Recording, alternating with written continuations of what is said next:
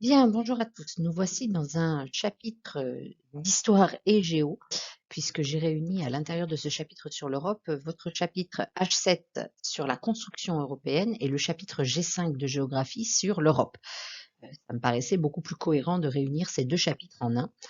Donc la vidéo va être un peu plus longue que d'habitude. Première partie, l'affirmation du projet européen, ce qui correspondrait finalement à notre chapitre d'histoire. Et dans cette partie, nous allons voir quelles sont les étapes et les enjeux de la construction européenne.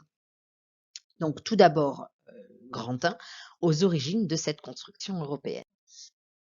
Après la Seconde Guerre mondiale, l'idée de la construction européenne s'impose. L'Europe sort épuisée du conflit et afin de faciliter leur reconstruction, de favoriser la paix et la prospérité, mais aussi de faire face au communisme soviétique, les États de l'Europe de l'Ouest souhaitent s'unir. En 1951, une première étape est franchie avec la signature du traité de Paris qui crée la CECA, c'est-à-dire la Communauté européenne du charbon et de l'acier, à l'initiative des Français Jean Monnet et Robert Schuman, que vous avez ici en photo. Elle permet donc de placer sous une autorité commune les productions de 6 États européens, notamment en charbon et en acier. Donc ces 6 États européens, vous les avez sur la petite carte coloriée en bleu. Il s'agit donc de la France, de l'Italie, de la Belgique, des Pays-Bas, du Luxembourg et de la RFA, c'est-à-dire l'Allemagne de l'Ouest. Cette étape est donc importante car elle va faciliter la réconciliation entre la France et l'Allemagne, qui étaient quand même au cœur des deux premières guerres mondiales. Ce projet européen, en associant donc étroitement la France et la République fédérale d'Allemagne, mais également l'Italie, la Belgique, les Pays-Bas et le Luxembourg, est donc le point de départ de la construction européenne. Grand 2, la création de la Communauté économique européenne ou CE. La signature des traités de Rome en mars 1957 par les 6 pays de la CECA fonde la Communauté économique européenne, donc la CE. Celle-ci repose sur une zone de libre-échange dans le cadre d'un grand marché commun sur la libre circulation des capitaux, des personnes et des marchandises. Pour les personnes, il y aura d'ailleurs les accords de Schengen signés en 1985 et mis en place en 1995 entre les pays membres. Vous avez d'ailleurs ici une carte regroupant les pays signataires des accords de Schengen. Donc on peut voir qu'il y a des pays extérieurs à l'Union européenne que vous connaissez aujourd'hui, notamment l'Islande, la Suisse ou la Norvège, mais qui sont bien signataires des accords de Schengen, alors qu'à l'inverse, et on le reverra un petit peu plus tard en géographie, certains pays membres de l'Union européenne ne sont pas signataires, c'est le cas notamment de l'Irlande. Donc des politiques communes dans différents domaines vont également être mises en place. Euratom, donc c'est pour l'énergie atomique, la PAC, politique agricole commune, ou encore des échanges culturels et scolaires à travers le programme Erasmus depuis donc 1987.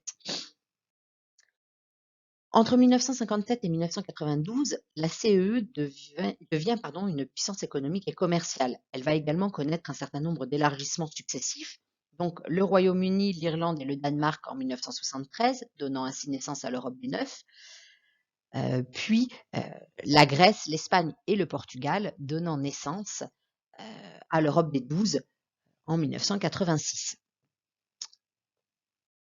Pour fonctionner, l'ACE se dote d'institutions représentatives comme le Parlement européen que vous avez en bas à droite de la photo et qui est localisé à Strasbourg et qui est élu au suffrage universel à partir de 1979, ou alors le Conseil de l'Europe que vous avez en photo en haut à droite, qui réunit les chefs d'État et de gouvernement et qui, lui, va siéger à Bruxelles.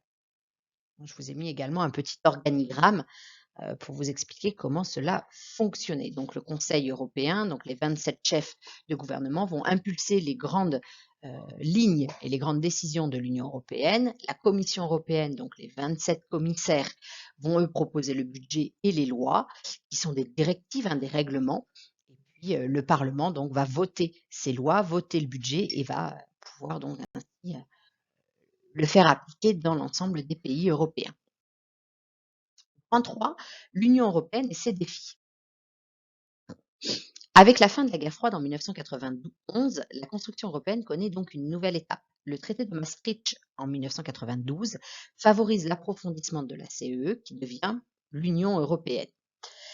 et étend ainsi son action à de nouveaux domaines comme l'éducation, l'environnement, la culture, la politique étrangère, la sécurité ou la justice. Une citoyenneté européenne est alors créée pour tous les citoyens des pays membres de l'Union européenne. Je vous invite là à revoir votre cours d'EMC sur la citoyenneté européenne que nous avions fait en début d'année. Et l'intégration économique va donc être favorisée puisque ce traité de Maastricht prévoit également la création d'une monnaie unique que l'on appelle l'euro et qui sera mis en circulation en janvier 2002. À partir de 1989, avec l'effondrement du bloc soviétique, la construction européenne peut désormais s'étendre à l'ensemble du continent. Et ainsi, en 1995, cette Union européenne va accueillir de nouveaux pays comme l'Autriche, la Suède ou la Finlande. Et puis entre 2004 et 2013, c'est 13 nouveaux États, majoritairement d'anciens pays communistes, qui intègrent l'Union européenne. La dernière intégration, c'est donc la Croatie en 2013. Et vous avez en 2004 une dizaine de pays, l'Estonie, la Lituanie, la Lettonie, la Pologne, la République tchèque, la Slovaquie, la Hongrie, la Slovénie, Chypre et Malte. C'était la plus grande intégration. Donc, passer de 12 États membres en 1995 à 28 en 2020, puis 27 à nouveau en 2021, l'Union européenne n'en connaît pas moins de réelles difficultés dans les années 2000.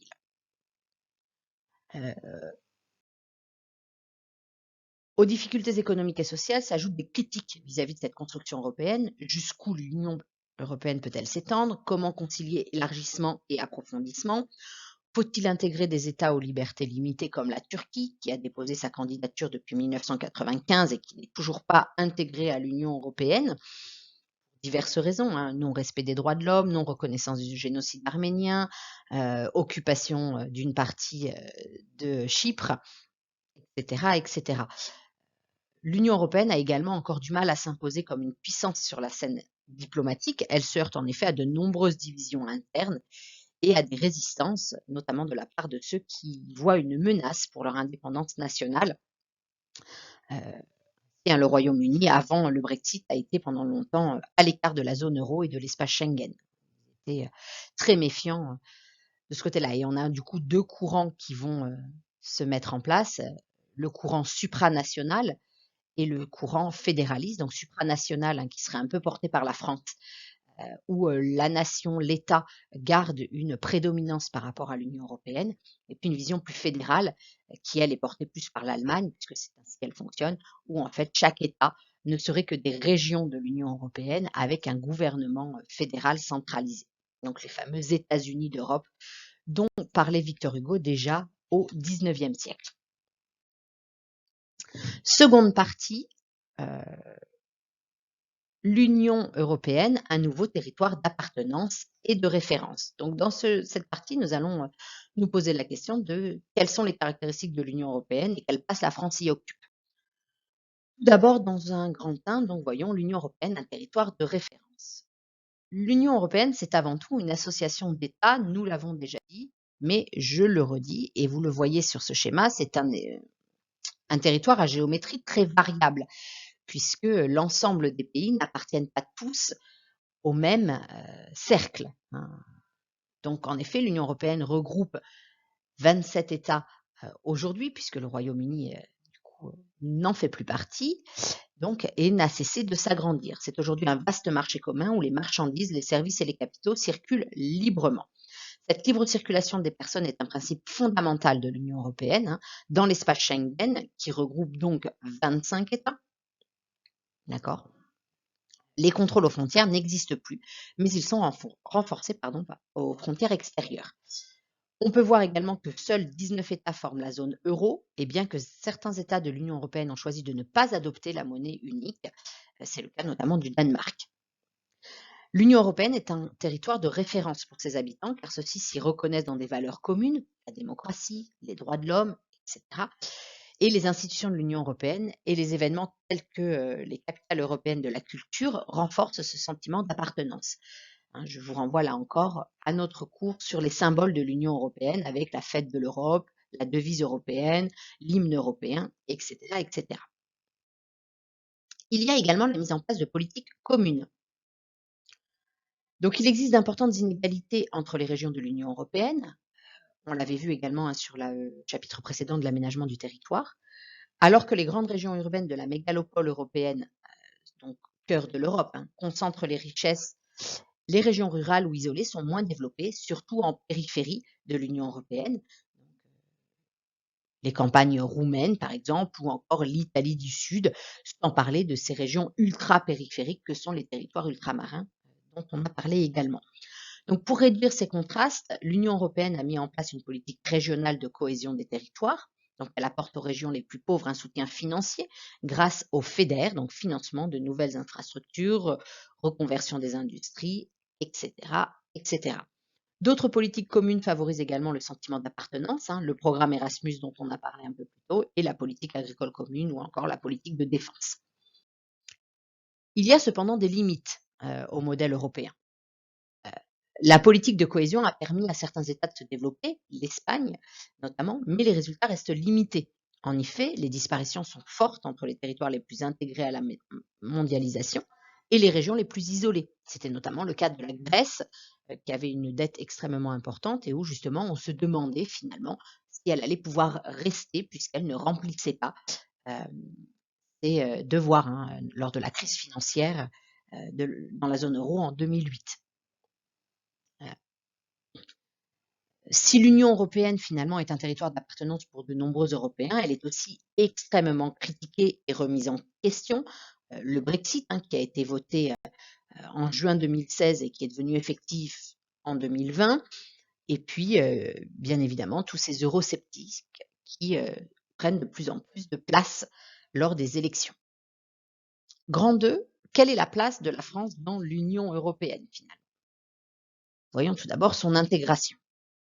Donc la France occupe une position de carrefour entre le nord et le sud de l'Union européenne.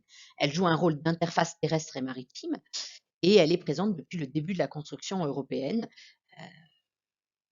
historiquement, mais également par le fait qu'elle cherche à mieux connecter ses réseaux de communication avec ceux des pays voisins, le TGV Thalys notamment vers la Belgique ou l'Allemagne, ou encore la ligne à grande vitesse que vous avez pu travailler, donc la LGV SEAE, qui va en effet permettre d'intégrer davantage la France. Les régions transfrontalières favorisent également l'intégration de la France dans l'Union européenne. Avec l'ouverture des frontières, finalement, ces régions de contact sont devenues des espaces d'échange. C'est notamment l'eurorégion Pyrénées-Méditerranée. Et comme en témoignent également les mouvements de travailleurs frontaliers.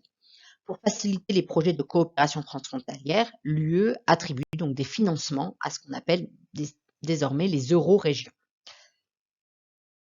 L'influence de l'Union européenne en France, la France est l'un des 6 membres fondateurs de l'Union européenne et Strasbourg accueille le Parlement européen. Le sentiment d'appartenance à l'UE est renforcé par la participation de la France à plusieurs programmes européens, Erasmus, Capitale européenne de la culture, notamment Marseille, qui l'a été en 2013. Mais la France influence l'Union européenne de différentes façons, selon les territoires. Les territoires ruraux et ultramarins sont ceux qui bénéficient le plus de la politique régionale de cohésion via le FEDER, et certaines métropoles accueillent des projets européens comme Lyon, siège de la chaîne d'information européenne Euronews, ou Toulouse, lieu d'assemblage de l'avion européen Airbus. Cependant, comme dans le reste de l'Europe, on assiste en France à une montée des remises en cause de l'appartenance à l'Union européenne, et les eurosceptiques s'opposent à l'Union européenne, et cela se voit à travers notamment le taux d'abstention aux élections européennes, qui reste extrêmement fort, puisqu'en 2014, plus de la moitié des Français ne s'étaient pas sentis concernés par cette élection.